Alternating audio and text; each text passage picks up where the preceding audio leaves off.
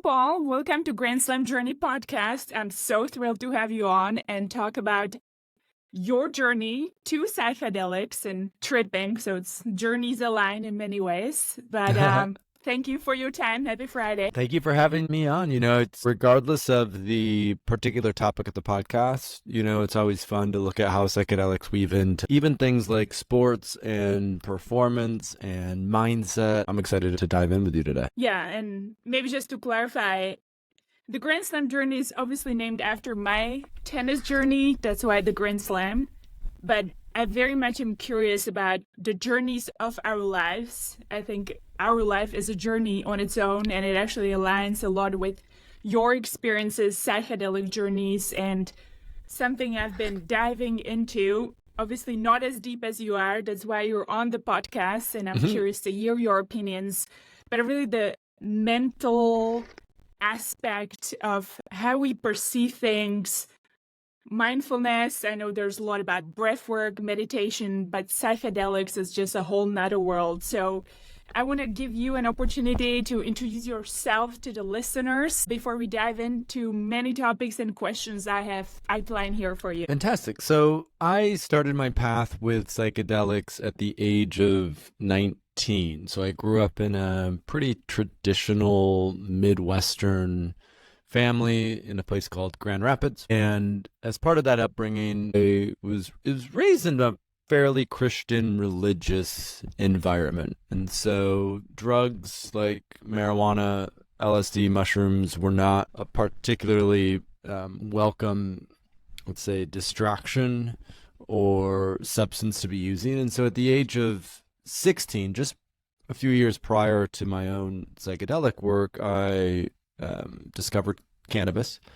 And my parents found out that I had been smoking a little bit of weed, and they sat me down one Sunday after church, and my dad looked at me, and my dad's a very sweet, kind human and person, and we have a great relationship, but he looked over at me, I'm 16 at the time, and he's like, I haven't been this disappointed since my brother passed away in a car accident 35 years ago, right? And so there was clearly a level of conditioning in that lens and that perspective, that marijuana was this terrible or this bad, and so, and yet the experience I had with it was interesting. It was fun. I laughed a lot. I was able to address some issues with social anxiety that I had at that point in time. And so there was a clear sort of difference and distinction between my personal experience and what my parents, let's say, believed to be true. But the takeaway from that was, there was a part of myself that I had to be ashamed of or feel guilty of. And so at the age of 19, I started working with psychedelics, first psilocybin mushrooms at about 2 grams or so. So a high enough dose to definitely have an experience. This was not a microdose, but it wasn't like a profound and illuminating experience. But a few months after that, I did a higher dose of LSD, and that was a really profound, moving experience. And the sort of core insight or takeaway from that experience was, one, how important it is that we have a deep relationship to nature, to the environment, to the world around us, right? When we work with psychedelics, it really opens up that awareness.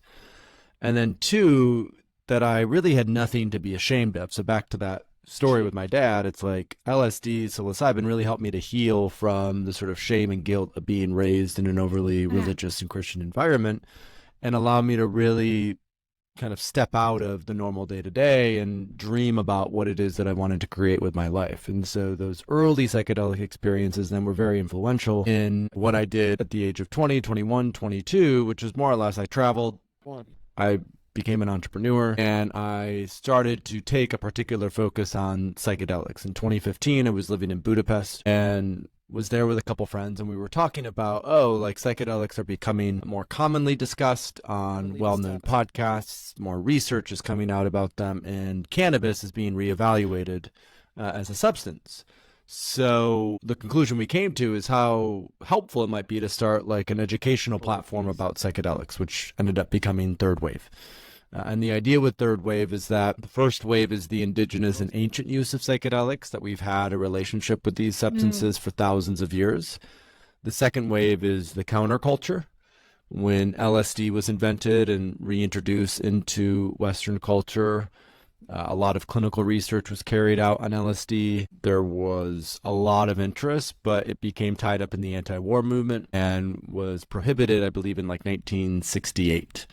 And so the third wave is, how do we take the best of both worlds? How do we take the best of the indigenous and ancient ritual and ceremony and sort of animist worldview, and how do we integrate that with science, precision, safety, ethics, efficacy? And that has been sort of my mission for the last 8, almost 9 years now, as I've been building in the psychedelic space. And sort of to bring this story full circle, a few years ago, I went back home to Michigan, where I grew up, and spent some time with my family.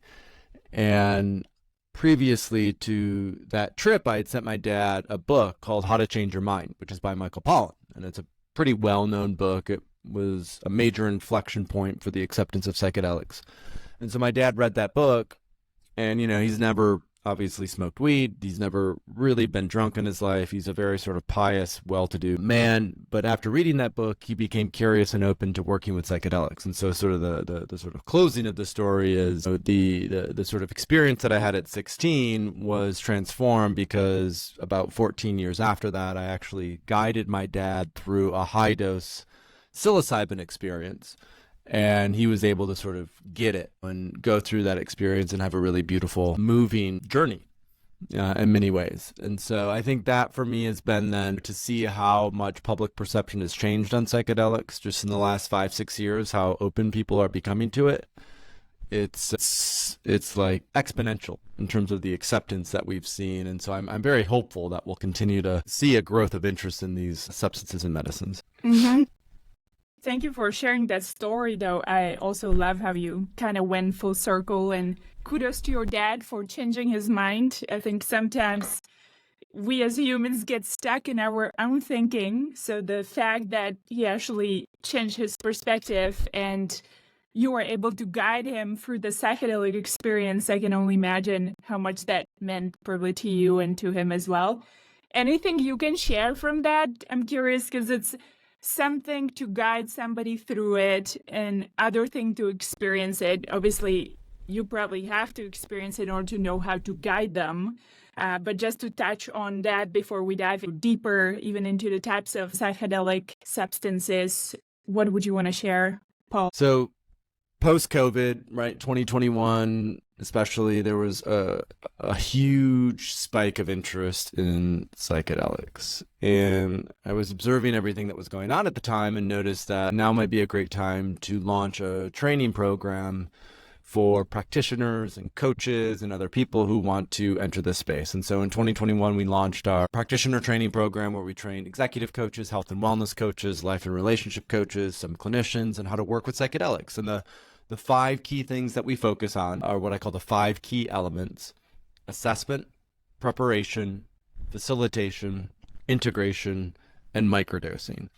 And so a lot of people hear about psychedelics, right? They hear about guiding a journey, for example, and they think about just guiding the actual experience. And the metaphor that I like to compare it to is like surfing, where when we go out and surf, a lot of people see surfing as riding the wave. But what they don't realize is there's a lot of effort and energy that goes into how you paddle out, how you choose the wave, how you get up on the board. There's a ton of things that lead up to that moment where you finally pop up and, you're riding the wave. And I think a psychedelic experience is very similar, that there's a lot that leads up to the experience itself. And the more attention one pays to the assessment process, to how we prepare ourselves before it, to the set and setting that we choose to go into the environment in which we're doing the experience, the provider or the facilitator or guide or the medicine that we choose, all of these make a big difference. And then even more so after the experience, right? How do we help people integrate from that experience? What's the role potentially of microdosing for that? And so with the journey with my dad, it was quite informal because we know each other so well and there's already such a deep bond of trust and love. I knew him in and out. I didn't necessarily have to bring him through like a deep assessment. We definitely talked prior to it just to prepare him for how to navigate it and what might come up and how to breathe through some things. And then a lot of the experience was simply him laying down with an eye mask and a playlist. And he took about the equivalent of 3 grams of psilocybin mushrooms, which is a solid dose, and then just sort of was guided through this playlist for about 3 or 4 hours. And then towards the tail end of it, we went for a walk outside through the neighborhood just to sort of start to unpack some things that he observed and that he noticed. And then in the days following, we had some thoughts and conversation around what he noticed and what he observed and how all that went. So I think for anyone who's listening to this, just to zoom out a little bit, if they're interested in working with psychedelics, or maybe some of your listeners are somewhat experienced in psychedelics and they're interested in becoming a practitioner or helping other people, really honing in on those 5 elements: assessment, preparation, facilitation, integration, and microdosing. Those, I think, are the key aspects to pay attention to if we want to have a really effective, safe, and transformative experience with psychedelics. And I want to dive a little bit deeper into kind of what your dad or what you noticed. I don't know if you want to share it from your experience creating these sort of guided psychedelic journeys for people and process how to do it. Is there generally takeaway that you see is common for everyone, or is it still very personalized based on the person's, again, experience, setting, mindset, obviously what they have going through life? I'm just curious how that is from kind of your perspective and being around it. I'm sure you hear a lot of people's feedback. So the subjective experience of someone who works with psychedelics depends on a number of factors, right? And I'll do my best to list them out. One, it's going to depend on a lot of like whether or not they have any practice with deep inner contemplative work. Have they meditated before? Have they done things like breathwork, yoga, float tanks, cold plunging? Are they more sort of spiritually or mystically inclined to some degree? Or is this literally like the first time that they've really taken the space and time to go inwards and explore sort of the inner workings of their consciousness and their psyche? Right. So that's one factor. Another factor is, do they struggle with any clinical symptoms, or are they on any psychiatric medications like SSRIs, ADHD medication, benzodiazepines, right? Because there can be contraindications with these medications. They do impact or affect the subjective experience that someone has when they work with psychedelics. If someone does have quite a bit of trauma, if they are clinically depressed or struggle with addiction or anxiety, their initial experiences with psychedelics are going to be different than someone who, maybe has a little bit of a cleaner slate to go off of when they're starting to work with psychedelics. So that can be a really big factor. And then I would say the other core factor is what substance they're using. There's a pretty substantial difference between ketamine, which is currently medically available to everyone, let's say in the United States, and MDMA. And MDMA will be medically available, likely approved by the FDA this year to treat PTSD. And there's a difference between those two and mushrooms and LSD and ayahuasca. So a big part of this as well is which substance are we working with? Right? How much of that substance are we working with? There's a substantial difference in the subjective experience between taking a microdose and taking a very high dose as well. And all of this is sort of what I call the skill of psychedelics. And so how we navigate the psychedelic landscape, how we cultivate and develop that skill set, that depends on what medicine are we choosing, how much of that medicine are we choosing, how often are we doing it, and what's the intention? And that's often what I come back to is intention is very central to how the experience plays out.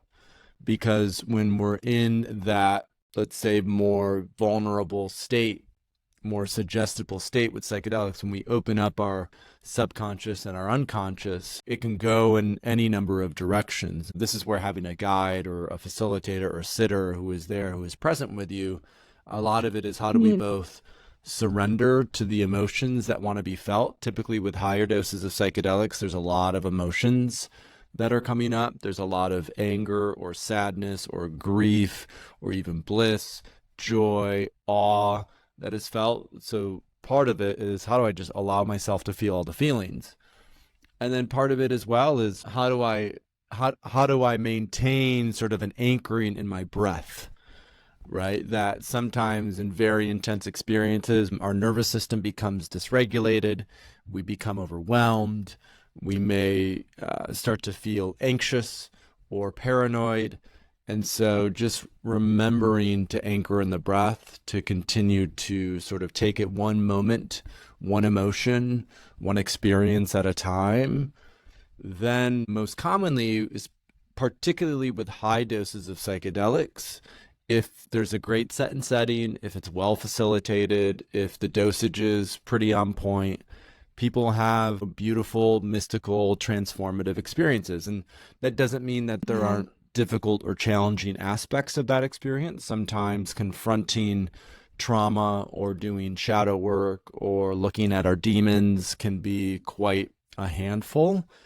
And the outcome tends to be positive and beneficial, as like I said, as long as there's an assessment process, there's preparation, right? The setting is safe. People can really let themselves go. All these aspects are really critical. It's much different just to go to a music festival and take a bunch of acid after you've been drinking, right? And so I think the caveat with psychedelics always is to do them intentionally, to have a safe setting, and to ideally have a friend, a guide, a coach, a therapist, a practitioner who can help you navigate the space, especially if you're working with high doses. Thank you for describing that. It actually made me realize all the things I did wrong, because I do want to dive a little bit to also the differences in the doses. I personally don't have that much experience. I've been thinking about ayahuasca and San Pedro medicine. I know we talked during our first intro conversation, so would love to dive into that. But I guess where I was even going with the question, just to explain, I took mushrooms once. I don't know which ones they were. They just showed up in my house. It was about 3 grams. And so it was this, colorful experiences. I also ate Thai food, so I saw like scorpions swimming in my food, but it wasn't like tripping me, for the first time ever taking a 3 grams. Some people say it's like out of the world. For me, it was just like warm, colorful experience. I'm not really sure how long it lasted. I don't think it lasted even 3 hours. And so that's what I'm also wondering, after everything you described, the biological differences, because we know that any developed drug potentially has different impact and effects on people. Maybe I'm like overly sensitive. I took CBD just to fall asleep, and I was so exhausted the next morning that I just can't take it. I just have these kind of weird different experiences. And so I feel like the concept of psychedelics, and you beautifully describe it, it's so wide and it depends on so many other factors. So I don't know where you want to start, Paul, but I would love to get sort of description from you.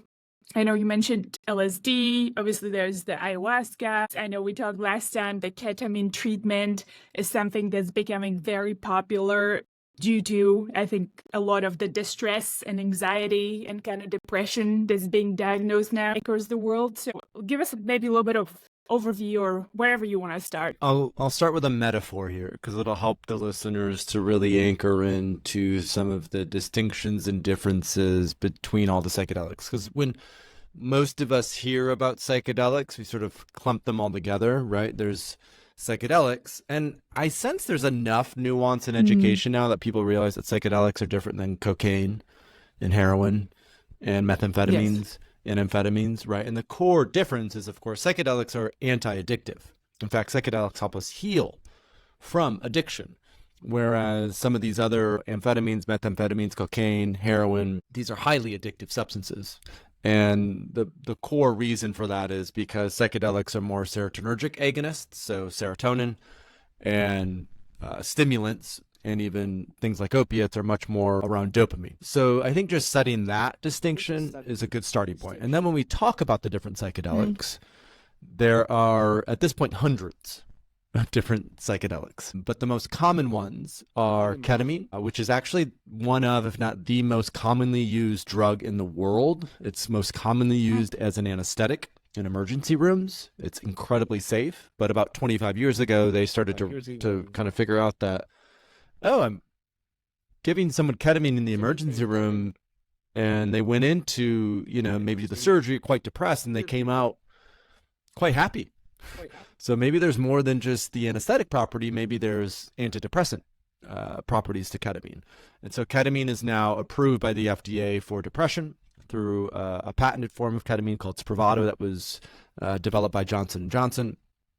And generic ketamine is available everywhere. It's quite easy and accessible. The downside with ketamine is that it is slightly more addictive than the classic psychedelics, so people have to be sure not to abuse it. That's really important. The second one is MDMA, also commonly known as ecstasy. It was first invented in 1912 by Merck, the German pharmaceutical company, and then reinvented in the 70s by a chemist named Sasha Shulgin, who was this really brilliant guy who was a professor at Berkeley and invented like hundreds of psychedelics himself. And his most famous one is MDMA. MDMA was legal until 1985, and then it started to sort of get widely used in the rave scene. And so the DEA made it a Schedule I substance in 1985. And so for the last 30 years, almost 40 years now, this nonprofit MAPS, the Multidisciplinary Association for Psychedelic Studies, has been focused on getting MDMA through clinical trials, phase 3 clinical trials for PTSD. And that's on the verge of being approved by the FDA. So MDMA and ketamine are both great introductory, what we could call introductory psychedelics. In this lotus flower metaphor, right, when we're planting this new seed of self, when we're nourishing a new sense of self to allow for this full blossoming and enlightenment, MDMA and ketamine really help us to till the soil. And think of tilling the soil as trauma work. It's a great opener and access point to really ensure that we have a healthy, nourished soil to plant that new seed of self into. Now, planting that new seed of self is really this death and rebirth process, the sort of classic ego-dissolving nature of psychedelics. LSD and psilocybin are fantastic for that. If you do a high dose of LSD or a high dose of psilocybin, you will most likely have a ego-dissolving experience where you'll sort of see beyond the veil of the individual self. You'll see how connected you are to everything around you. And that is sort of planting this new seed of self. And then after these high-dose psychedelic experiences with LSD or psilocybin, then we have to integrate. So integration is really the nourishment of that new seed, right? It's how are we watering that seed? How are we providing sunlight for that seed? And so integration practices are things like meditation, breathwork, yoga, movement, how we eat, how we sleep. Microdosing is a great integration tool as well to continue to allow that new sense of self to flourish. And then once we're really looking at how do I sort of access these higher states of enlightenment, blossoming into this true full self that I know I can become, that's when these substances like ayahuasca, San Pedro, Iboga, 5-MeO-DMT are all relevant. So ayahuasca, I'll give a brief little note about each one. Ayahuasca is a tea from the Amazon that has been used for over 1,000 years. Its active ingredient is NN-DMT, and it's disgusting to drink, but it's a transformative and powerful experience that's stewarded by a lot of indigenous peoples in South America.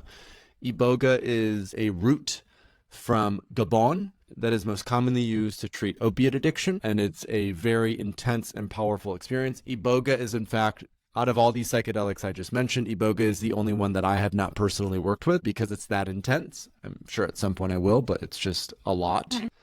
5-MeO-DMT is the venom from a toad. So you can literally kind of milk the Sonoran desert toad and smoke its venom, and that will create this really intense and blissful experience. And then San Pedro is a cacti from the Andes. And the active ingredient in San Pedro is mescaline. It's also in peyote, which is another cacti from Mexico. And San Pedro is very similar to LSD. It's a bit more energizing, uplifting, really great for movement and exercise and activity. Those, I think, 8 or 9 substances. What I usually recommend folks is if this is your first time getting into trauma work, doing deep inner work, kind of like looking at these different shadowy or subconscious aspects of who you are, starting with something like MDMA, ketamine, lower doses of psilocybin can be very helpful for that. Don't necessarily feel compelled to book a trip to Costa Rica or Peru and drink a bunch of ayahuasca as your first time. Kind of ease your way in, because the likelihood then of you really transforming through this experience is much higher. I've seen this happen too much where people go right in, they smoke the toad venom with 5-MeO, or they go do ayahuasca, and it ends up actually being too intense for them and too overwhelming and can sometimes re-traumatize them. And so it's really good to sort of ease our way in. I say start low and go slow. You can always take more. You can't necessarily take less. and have other practices like breathwork and meditation and yoga and float tanks that help you to become more familiar with sort of this deep inner world, because we're so conditioned in modern society to be focused on the external. And the big shift that often happens when we work with psychedelics is we turn that energy inwards. And it can be, like I said, it can just quite confronting to face every part of ourselves, especially parts of ourselves that we haven't looked at potentially ever. That's the continued sort of overview of all the different psychedelics or use cases. And then, of course, part of the reason that these different psychedelics have different impacts is because the way that they're impacting the brain and the body is different. You know, what they're doing to our neurochemistry is different. But that's like, going into that detail would pretty much be the rest of the episode. So I don't want to like continue to belabor the details.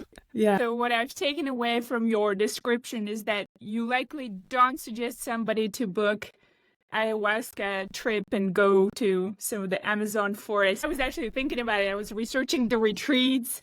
I did hear also about the risks. People say it's super intense, and so it's good to go with someone you know, and you obviously need to research the shamans and kind of the dosing and how good these retreat centers are. So there's lots to just choosing the trip itself and where you go. And part of that as well is it's like, if you have a coach, and this is why we do even the training program that we do, because for you, I feel for you, having now chatted with you at a couple times, is actually maybe quite ready to go work with ayahuasca, right? There's probably a level of inner work that you've already done, whether it's through psychedelics or outside of psychedelics, the questions that you have.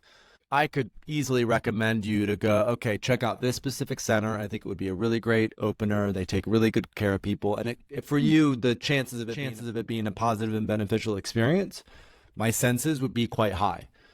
And it's always so personal. So typically what I communicate publicly on public platforms is a more conservative approach, right? Because it's better to, like I said, have the sort of start low and go slow. But if you have a coach, a provider, someone who really knows the space, the nuance of it, and they can talk with you, they can assess where you're at, they can get a sense of what might work for you. For some people, they could end up having one of their first experiences be ayahuasca or San Pedro, but I don't necessarily recommend that on a broad basis, simply because I know there are a lot of people who are coming into this space who have a lot of big T trauma in particular.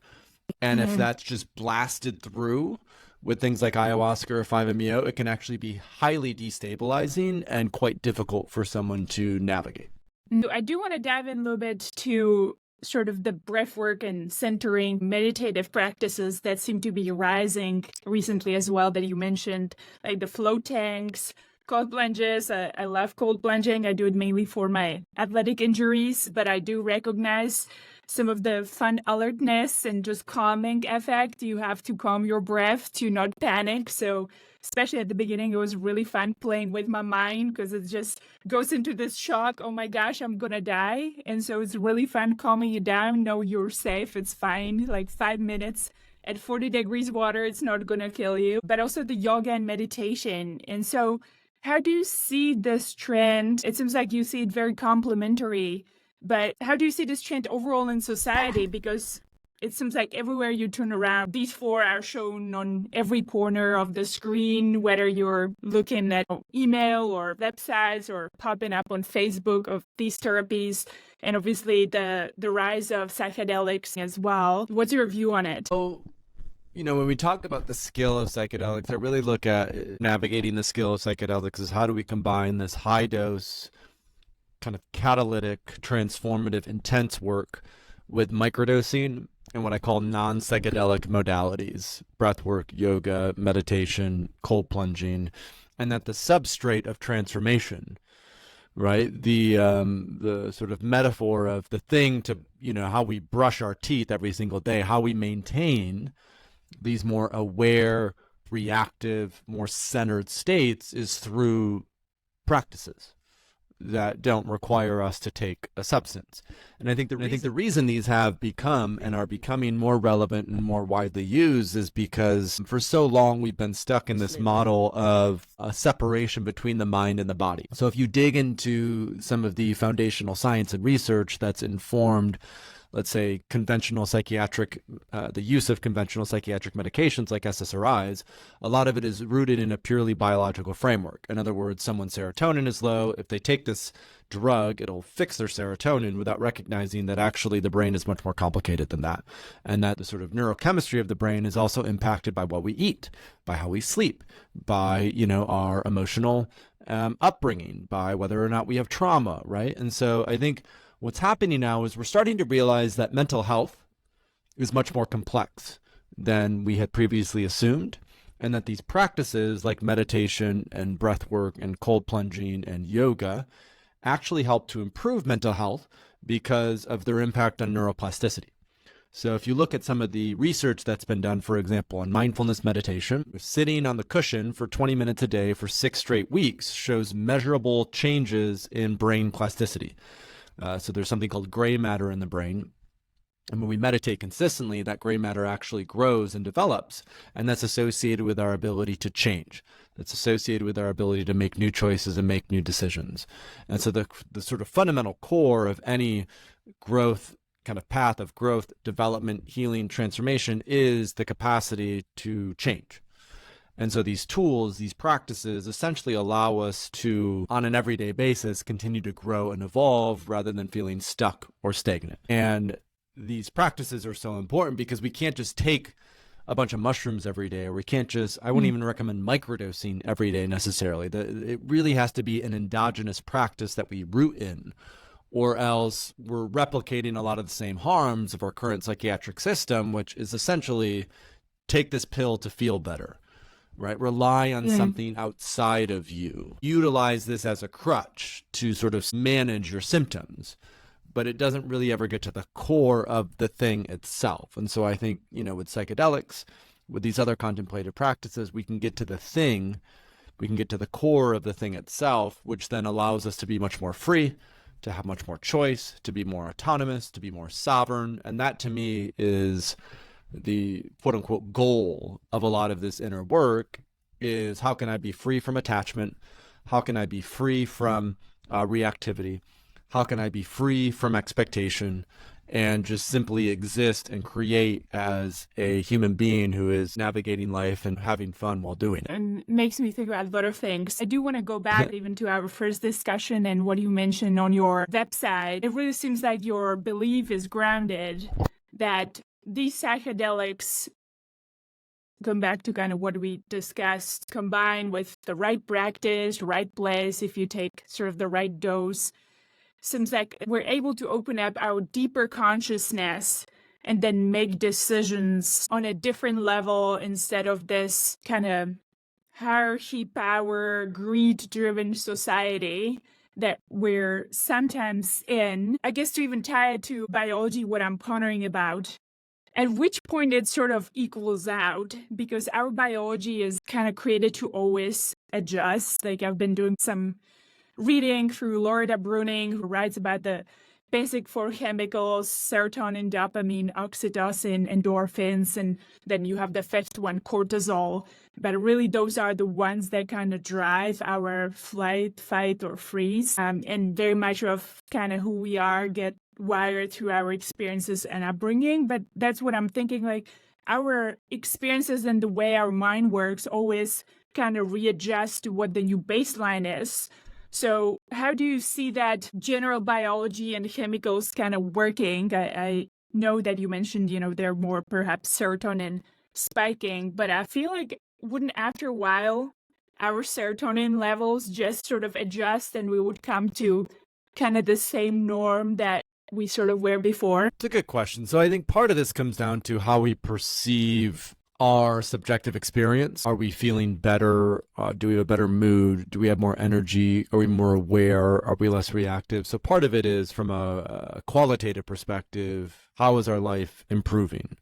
And what we see time and time again with the clinical research on psychedelics is that if psychedelics are done in a safe and responsible container, that they substantially can improve the quality of life of someone based on both more, let's say, psychometric tests and also even physiological or biological tests. The other aspect of it is if like biology is entangled with our psychology and also our social environment, our physical environment. So there's, the classic discussion, nature versus nurture, genetics versus the way that I was raised. And I think what we're learning is it's a both and proposition. It's not either or. So the biology matters, but also, as we've already talked about, how we have experienced trauma or other psychological challenges, that matters and has an impact. And also our environment that we live in, and who our friends are, and who our family is, and who we spend time with, and sort of the physical structure of everyday reality, that matters as well, right? Someone who lives in poverty is much more likely to be predisposed to mental health issues versus someone who lives in a more comfortable middle class situation, right? And so we can track that from a neurochemistry perspective, partly, but it's also, I would say, much more complex than just the neurochemistry. Now, when it comes to, let's say, serotonin levels over the long term, what I can speak to is that a lot of people who have clinical depression and work with psychedelics notice that they're able to wean off certain psychiatric medications and subjectively feel better. Now, what does that mean for where their serotonin system is at and how I don't know enough about that just because I'm not a neuroscientist, but something is shifting and changing within that. You mentioned oxytocin, right? So MDMA, utilizing MDMA, it's a heart opener, it's an empathogen. And so part of the magic of MDMA is a substantial spike in oxytocin, which is sort of the bonding chemical, the relational chemical. So when we are working with MDMA within that 4 to 5 to 6 hour window, this is where the intention of the experience, the environment of the experience, how it's facilitated really matters, because part of the magic of psychedelics is how do you leverage that window of neuroplasticity, of an oxytocin dump, of an increase in the dopamine baseline, if you will. How do you leverage that open window to kind of move through stuck or stagnant energy, or to release? An even better way to put it would be to release stuck or stagnant energy, because one of the other impacts that psychedelics have on the brain is they impact the amygdala. So the amygdala is the tiny little almond-shaped sized reptilian brain. It's super, super deep. It's the oldest part of our brain, and it's the fear response. And so when someone is, for example, utilizing MDMA within a therapeutic container to treat PTSD, in their normal waking consciousness, they can't actually recall the acute trauma that has created their PTSD because it's actually too overwhelming for their nervous system to manage and navigate. But when they take MDMA, that fear response gets downregulated so they can actually talk about the extremely traumatic experience without becoming overwhelmed. And so I think that is really the key to pay attention to, is when we're utilizing these drugs, these medicines, what's happening to the brain. Psilocybin is different than MDMA, which is different than ketamine. How are we utilizing that open window for certain intentions and purposes? And then what impact is that having on a go-forward basis? Because as we already talked about, right, part of the magic of healing and transformation with psychedelics is what we do in integration. It's what we do after the experience. And so someone who meditates every day for 30 minutes for 6 weeks after a psychedelic experience is going to have a very different integration process than someone who just goes back and does their normal everyday thing.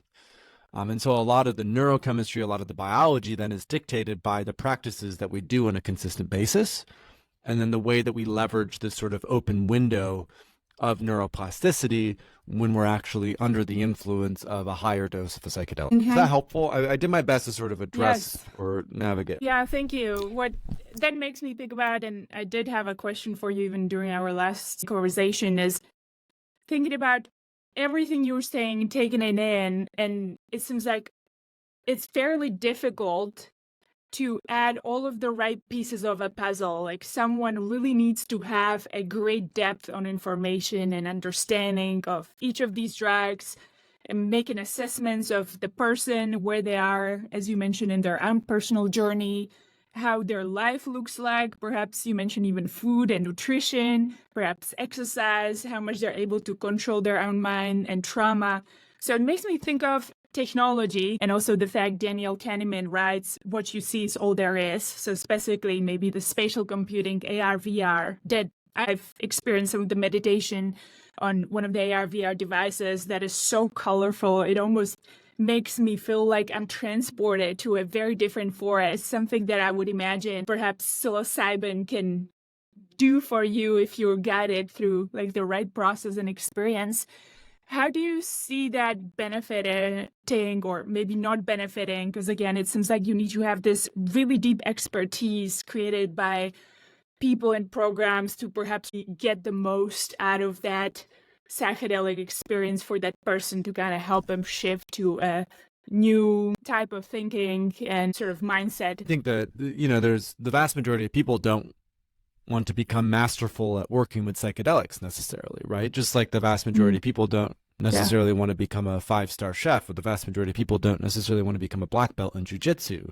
So I think there's sort of a fractal here, where it's like part of the focus of our training institute is to train providers in how to really master the skill of psychedelics and navigate it. So that way they are equipped. So the general population and public are curious and interested, but don't necessarily want to go down the deep rabbit hole of psychedelics, feel safe and supported with someone who knows a lot of expertise and can help them to navigate it. So I think part of it is working with a coach or a practitioner or a provider who knows a thing or two about psychedelics allows you to ask the right questions, go through an assessment process, and just be supported in what's ideal for you. So you don't have to do all of the upfront work to figure that out. I still think it's helpful if someone is going to work with psychedelics to listen to podcasts. On Third Wave, we have a bunch of guides on the various psychedelics. I have my own podcast that I've been publishing for 7 years. So a ton of free content and education. So again, the metaphor that I would use is like everyone knows how to cook eggs, right? And I think we should have a similar sort of literacy with psychedelics. Like everyone should know sort of the basic fundamentals of how we might microdose, or how I might do a high dose, or, how I might set that up. But you don't necessarily need to go deep, deep down the rabbit hole. I think a lot of people can experience healing and transformation just by starting a microdosing protocol. And I wrote a book called Mastering Microdosing. That's a really quick and easy read where folks can check that out. Or maybe it's you signing up for a ketamine experience. There are a lot of providers now that will send ketamine to your home. So you can work with ketamine at your house with the support of a virtual coach. So I think there's a lot of ways to dip our toes in to experience the benefits of psychedelics without feeling overwhelmed by all the information that's out there. And if someone is like, this is a path I really want to commit to, it's a path that I think could be life-changing, because my argument or my opinion is that there are a lot of modalities out there. Some are great, like the ones we've talked about today: cold plunge, sauna, yoga, breathwork, meditation, right? There are modalities that show efficacy. There's also a lot of bullshit out there in training and personal development and healing. There's a lot of bullshit. And what I've noticed with psychedelics is time and time again, when they're done in a safe and responsible setting, the impact that they have on the lives of people who work with them is tremendous and substantial.